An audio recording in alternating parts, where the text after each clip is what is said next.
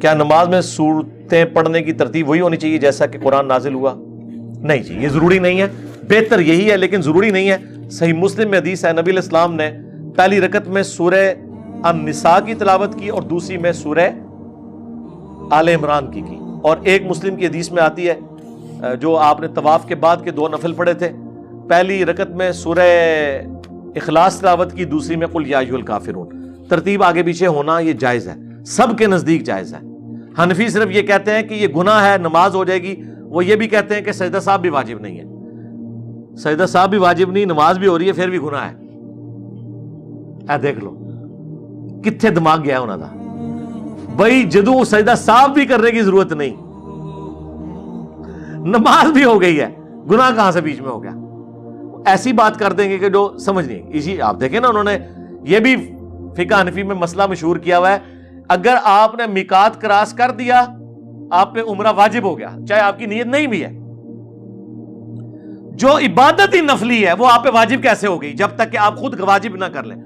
نفلی عبادت آپ پہ واجب ہو سکتی ہے اگر آپ نظر اور منت مان لیں، ورنہ نفلی چیز ہے ہی نفل۔ نفل کا مطلب ہی ہے فالتو، اضافی، اسی لیے انفال، نفل ان کی جمع مال غنیمت، فالتو مال، کیونکہ جنگ کا مقصد مال حاصل کرنا نہیں ہوتا، اللہ کے لیے لڑنا ہوتا ہے، اسے مال غنیمت کو ہی انفال کہا گیا۔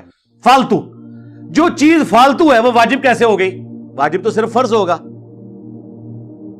وہ کہتے ہیں نہیں جی، میقات کراس ہو گیا تو اللہ کے گھر کا آپ پر حق ہے کہ آپ پہ عمرہ واجب۔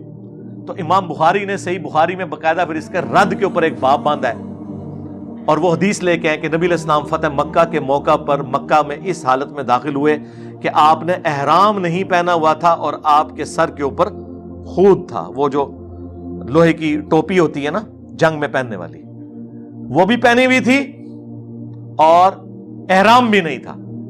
تو اس سے امام بخاری نے حنفیوں کا رد کیا کہ نبی علیہ السلام تو فتح مکہ میں میقات کراس کر کے ہی آئے تھے نا، مدینہ شریف سے آئے تھے نا۔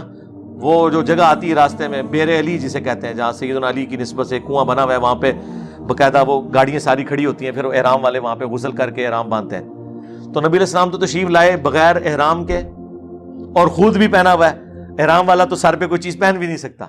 تو اس سے امام بخاری نے رد کر دیا کہ اگر کسی کی عمرے کی نیت نہیں ہے تو حدیث اس پر گواہ ہے۔ یہ امام بخاری کا موقف نہیں ہے، حدیث اس پر گواہ ہے۔